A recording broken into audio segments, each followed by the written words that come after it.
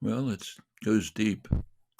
A large part of the conflict goes back to the decision of the United States, first by George W. Bush, 2008, then reaffirmed by Obama, to invite Ukraine to enter NATO. Now, no Russian leader is likely to accept that. Ukraine is far too great geostrategic significance and also historical significance and cultural significance to Russia for Russian leaders, Putin or anyone else, to accept incorporation of Ukraine within a hostile military alliance. Long background to this. Now, this effort by the United States was vetoed by France and Germany, but that didn't mean anything. The United States proceeds with it. Now, there is an agreement, the Minsk II agreement. It's France, Germany, Russia, and Ukraine.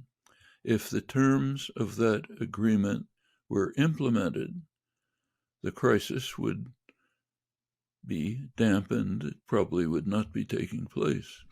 Now, neither Ukraine nor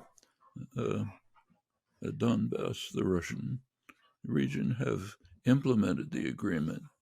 The United States has not pressed Ukraine to implement the agreement. So there's problems on all sides. But if Europe had a really independent role in world affairs, it could be acting in such a way as to bring this Minsk II agreement into operation that would probably resolve the crisis. There's very good scholarship on this. One of the main scholars of the region, Anatol Yevin, has just written several articles about it, pointing out in detail how implementation of Minsk II could very likely resolve the crisis. Of course, that would mean withdrawal of the U.S. call for Ukraine to join NATO. It would mean that Ukraine would have sort of Austrian-style neutrality, the kind that Austria had right through the Cold War, not part of any military alliance. It would mean that there'd be some kind of federation in Ukraine, which would provide degree of autonomy to the Donbass region, demilitarization, a couple of other conditions. All of this is quite feasible, and it's very likely that it would simply end the crisis. It's not what's happening. The United States, under strong internal pressure from right-wing and also centrist opinion, is moving towards intensifying the crisis. So is Putin, by putting troops surrounding Ukraine, 100,000 of them. So it's as Yevin himself says, this is the most dangerous crisis in the world right now, and also the most easily settled. It's both. Now, this goes back much farther to the question of the means by which NATO was expanded.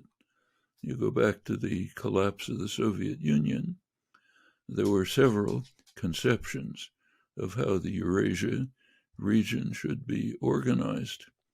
One of them, which was advanced by Mikhail Gorbachev and by Germany, Hans Dietrich Genscher, the German foreign minister, both of them proposed a kind of a Eurasian security system with no military blocs. Okay, so Lisbon to Vladivostok, singles region, no military blocs. Well, that was rejected by the United States. It was actually supported by Germany. A core part of this was unification of Germany, which the Germans, of course, wanted.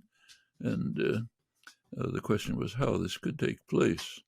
I remember for Russia, unification of Germany is not a trivial matter. Germany alone had virtually destroyed Russia several times during the past century.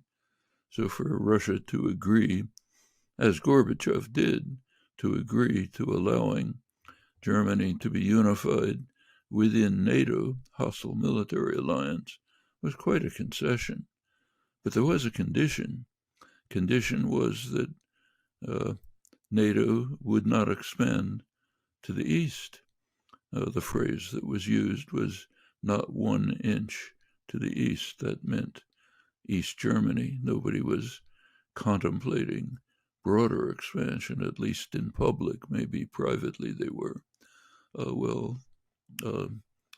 NATO did advance to East Germany under Bush, and under Clinton, it moved all the way to the Russian border. Baltic states, other states, Balkan states. This is a pretty, it could have been done in a way which would have eliminated, certainly eased tensions. There was what was called the Partnership for Peace in the 1990s, which was a pretty sensible approach that contemplated expanding NATO or another general alliance to include the East European states, but to do it in stages, with varying from country to country depending on the circumstances, taking Russian concerns into consideration, even contemplating bringing Russia itself into this system, as incidentally Putin has suggested. These were all possibilities. They were abandoned in favor of what was called the Clinton Doctrine. Let's just expand militarily right to the border of Russia, militarizing, bringing them into NATO, weapon systems that are called defensive, but of course threaten Russia. All of this was done in a manner which was almost guaranteed to increase tensions. We're now facing it.